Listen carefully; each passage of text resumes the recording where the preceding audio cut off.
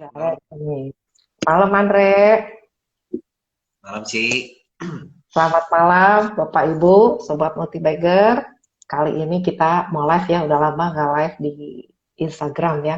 Mungkin ini akan jadi salah satu rutinitas kita ya, Andre ya. Nah, rutinitas kita ya, Bapak Ibu ya. Heeh. Kita Ini kita Cici update meninggal itu pasar, di IG itu di IG live meninggal Cici.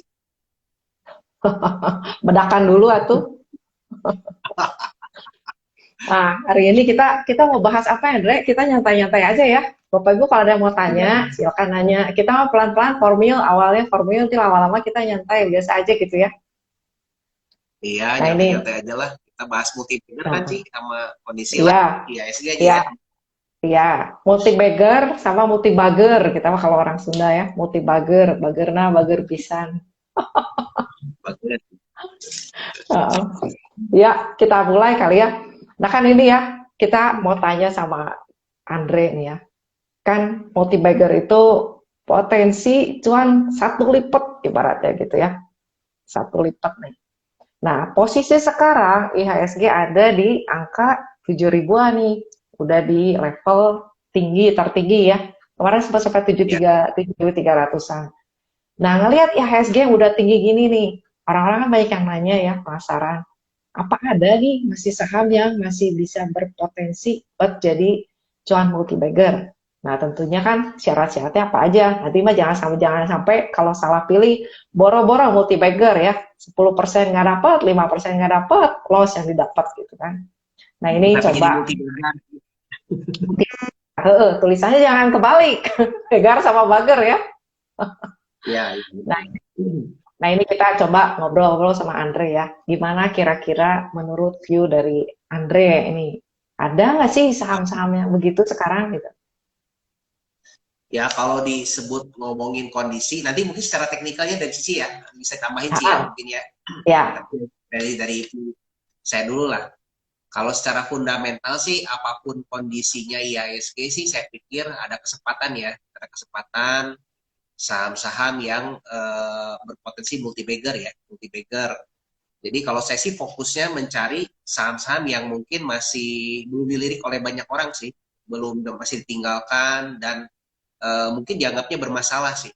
Nah itu saya kumpulkan Hmm, justru gitu kan di saat orang lain nggak notice gitu kan, di saat orang lain belum belum perhatikan atau bahkan belum ada keluar story-storynya. Nah itu yang mungkin justru saya yang kumpulkan seperti itu, Ci. Justru masih ada sih kalau menurut saya ya untuk mm-mm. potensi-potensi di beggar. Kalau dari Nah kan teknikal karena, gimana, Ci? Pandangan Ci? nah ini kalau dari teknikal ya biasa lah. Kalau secara keseluruhan kan IHSG sebenarnya rata-rata dari sekitar 800 emiten ya. Tapi kita kan sebenarnya kalau cari saham multi-bagger nggak usah fokus ke IHSG ya. Kita fokus ke per Betul. emitennya. Dari 800 itu masing-masing punya adat, punya siklusnya beda-beda ya. Nah, cuma nih yang saya mau tanyain ya, Teh. Kan kamu tadi bilang yang masih ada, yang lagi jelek ibaratnya gitu ya. Yang lagi kondisinya nggak bagus, kamu orang belum dilirik, kamu lirik gitu kan. Kumpulin yang begitu. Nah, kamu bisa Nah, yakin itu bakal balik arah atau makin blesek gimana itu? Yang bedainnya apa gitu. Ini saya nih, oke. nggak tahu bener-bener keblesek, makin keblesek gitu kan. Nggak tahu ini Nah, bener balik ke atas. Nah itu yang bikin kamu yakin ini bakal udah bisa balik, sama yang ini mah enggak, nanti masih keblesek gitu. oke. Satu ya, kalau kita ngomongin tuh makin turun lagi, gue juga nggak tahu, Ci. Apakah ini tanpa turun lagi atau enggak kan nggak pernah ada yang tahu ya kalau kita ngomongin. Tapi biasanya sih kalau saya lihat sih harganya udah di sekitar range itu aja terus gitu kan udah lama. Itu satu. Terus kedua kalau saya lihat mah harganya udah cukup menarik sih sekarang secara valuasi ya, secara valuasi udah cukup menarik. Jadi dengan potensi dia ke depan itu yang saya hitung tuh dia dia justru harga sekarang tuh murah. Itu sih itu yang saya lihat ya Ci. Kalau kita perhatikan satu contoh lah kita bicara ada beberapa sektor yang saya perhatikan contoh di consumer ya consumer yang non cyclical lah kalau di industri mah consumer non cyclical itu tapi bukan untuk tahun ini ya kelihatannya ya tapi untuk tahun depan misalkan ada beberapa emiten yang saya perhatikan secara margin dia hancur-hancuran secara keuntungan hancur-hancuran gitu kan tapi secara prospek ke depan dari manajemennya dan ini itu luar biasa sih kalau saya perhatikan. Itu satu contoh ya Ci, yang saya sedang kumpulkan ya. Tapi saya nggak mau spill emitennya lah, nanti takutnya pom-pom lagi ya. Nah itu satu Ya contoh lah. kita. Atau misalkan ya, atau misalkan di health, misalkan nih, health kan satunya sekarang tuh udah cukup ditinggalin ya Ci ya, kalau kita ngomongin ya. Udah cukup ditinggalin, terus studionya pada jeblok, ancur-ancuran kan. Nah justru saya mencari peluang-peluang seperti itu sih, gitu kan, bukan yang jalan minggu depan kalau saya gitu kan, yang jalannya nanti mungkin tahun depan kalau saya lihatnya, akhir tahun atau tahun depan lah kalau kita ngomongin. Kalau saya sih lihatnya ke sana ya, tapi kalau untuk minggu depan ya saya nggak bisa nebak sih kalau kita sebut mah ya. Gitu. Ya, jadi kan kita cari karena kita mau jualnya di masa depan, kira-kira di depan nih yang masih ada cerita apa nih gitu ya. Kadang-kadang kan saham ya kita kalaupun pakai teknikal juga mesti tahu katalisnya masih ada nggak. Makanya suka ada saham tuh yang jebol atap masih terus lari gitu kan, kayak tiang bendera gitu, makin ke atas terabas terus.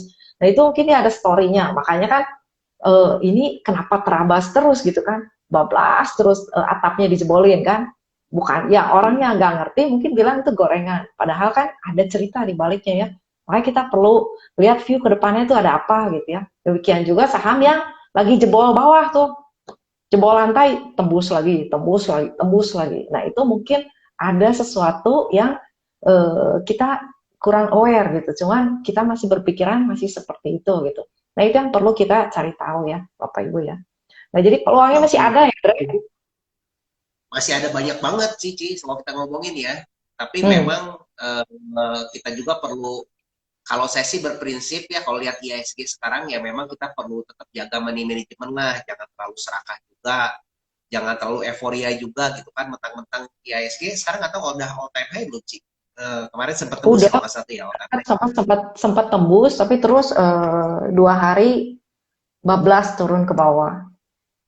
15 lagi ya Ci ya. Nah secara Hmm. teknikal kan saya nggak tahu tuh, tapi ya saya sarankan sih buat teman-teman tetap jaga money management sama psikologis ya. Jadi tetaplah kalau ada saham yang mungkin dilirik bagus, potensi buat di masa depan nyicil aja sih, nggak usah terlalu rakus lah kalau sebutnya ya. Mungkin masih ada kesempatan nanti, bisa jadi IHSG koreksi, mungkin aja sahamnya ada penurunan ya. Tapi kadang-kadang lucu ya Ci ya, ada saham yang IHSG turun malah naik ya Ci, bukannya malah turun Hmm. ya Ci ya. Ya itu yang ada ceritanya, Dre ya. Kadang-kadang kan kita Ya, nggak semua info kita tahu kan. Tapi dari gerakan, kok ini bisa naik gitu. Nah, kita mungkin bisa nandain tuh yang di situ, yang waktu indeks merah, yang hijau, kenapa nih ada apa nih? Mulai gali ya. Karena kan mungkin kalau uang gede nggak akan belanja waktu lari kan. Nanti kalau uang gede belanja waktu lari, sahamnya bisa arah ya. Kalau lagi merah kan enak aja tampungin ya gitu. Orang retail takut ya kumpulin gitu ya. Ibaratnya kayak gitu ya.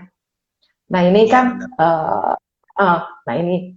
Jadi kan ya Dre, menurut kamu ya eh, kriteria dari saham calon multi bagger apa apa yang paling penting menurut kamu?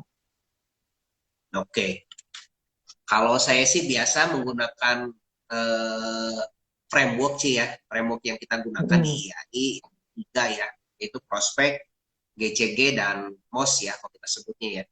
Nah, bagi saya tuh yang saya analisa dulu tuh adalah prospeknya sih. Di prospek ini tuh kan ada tiga juga ya yang kita perhatikan ya. Yang pertama tuh dari kita lihat apakah tipikal apakah nih saham yang kita mau beli itu. Misalkan apakah dari, kita kan punya 6 bisnis model dari Peter Lynch ya, ada fast grower, ada cyclical, ada turnaround, dan lain sebagainya gitu ya. Dari 6 itu, kita harus tentukan nih, kira-kira perusahaan yang kita mau beli atau yang kita analisa ini tuh termasuk kategori yang mana. Nah, lalu setelah kita pahami tentang kategorinya, kita juga harus pahami tentang siklus ya, siklus bisnisnya sedang berada di mana nih dia. Ya kalau di siklus bisnis itu kan ada turun naik ya, sama seperti layaknya siklus ekonomi ya. Ada fasenya di mana dia lagi sedang di puncak, ada fase di mana dia tuh sedang lagi di bottom ya, atau kita sebut dengan trough gitu kan. Nah, itu tuh kita harus paham bahwa eh, kondisi perusahaan ini secara fundamental sedang berada di mana. Nah, biasanya kalau saya menyukai ya jelas kondisi perusahaan tuh yang sedang terpuruk ya, sedang berada di bawah, yang akan naik ke atas gitu. Nah, ini yang saya cari, Ci, dengan ceritanya itu yang cukup panjang ya. Nah, masing-masing orang kan berbeda-beda sih. Ada yang nyarinya jangka pendek, mungkin menengah. Ada yang mindsetnya kan lebih memikirkan seperti juragan tanah ya. Juragan tanah itu kan memikirkan dia pengen cuannya tuh cepat, tapi jangka pendek gitu ya. Kurang lebih setahun sampai 2 tahun lah, udah langsung profit. Tapi ada juga yang jangka panjangnya tuh 5 sampai 10 tahun ya, yang kita mau carinya tuh sampai di atas mungkin 10 bagger ya, 10 sampai 100 bagger, bisa 5 sampai 10 tahun. Nah, itu masing-masing bebas. Kalau saya sekarang sedang fokus memilih perusahaan-perusahaan yang saya mau pegang holdnya itu untuk jangka panjang. Yang saya harapkan sih bisa sampai 10 sampai 100 bagger ya untuk 5 sampai 10 tahun yang akan datang. Nah, makanya ada faktor yang ketiga yang saya perhatikan yaitu faktor multiplier. Nah, multiplier ini itu salah satu yang mungkin istilahnya CBV itu sebutnya adalah monster income ya, Ci ya. Ledakan omset, ledakan income yang bisa menyebabkan dia tuh nanti bisa masuk ke fase namanya itu ekspansi. Nah, di sini tuh itu yang kita harus perhatikan sih. Nah, itu memang detailnya sih saya akan jabarkan tuh sebenarnya di pelatihan ya, pelatihan step 2 itu secara detail itu diceritakan ya sama bedah kasus ya nanti ya, lebih detail. Nah, setelah kita memahami tentang prospeknya ya kita perhatikan GCG ya. GCG-nya misalkan apakah GCG-nya bagus atau tidak. Nah, ini tergantung sih buat teman-teman yang holdnya jangka pendek, GCG ini bisa jadi nggak terlalu isu yang sangat penting sebenarnya. Tapi kalau bagi saya, untuk yang pegangnya misalkan ingin jangka panjang 5 sampai 10 tahun, GCG ini harus diperhatikan detail sih. Nah, setelah yang kita pahami tentang GCG-nya, kita pahami tentang valuasi. Nah, valuasi ini ya jelas sih jangan sampai belinya kemahalan sih, Cik. Gitu. Kalau belinya kemahalan ya cuma kan gitu kan. Ya kita ibarat naik naik mobil ya, berhenti di pemberhentian mana gitu. Jangan udah mau nyampe kita baru naik gitu. Nanti cuma tarikannya dapatnya sedikit, malah ke bagian turunnya ibaratnya gitu ya, Bapak Ibu ya. Jangan sampai salah harga ibaratnya. Kalau udah kelewat momentumnya masih ada 800 emiten lainnya. Dan perlu ingat ya, kalau saham sebagus apapun, kalau IHSG turun, ya ke bawah turun. Jadi, resiko tetap dijaga ya. Jangan kepedean pegang saham ini saking bagusnya nggak bakal turun, all in semua. Nggak tahu pas siklusnya lagi jelek, semua turun, ke bawah turun. Nah itu ya, risk management dijaga. Jangan sampai kita capek-capek untung ambil dikit-dikit, keambil sekali tarik turun banyak. Gitu. Nah itu kasarnya kita main bola ya, kita ngegolin lawan banyak, tapi sekali kebobolan banyak gitu ya. Buat apa kita ngegolin banyak gitu? Yang penting gawang kita dijagain, itu risk management ya. Nah itu mungkin kalau kalau dari ini ya.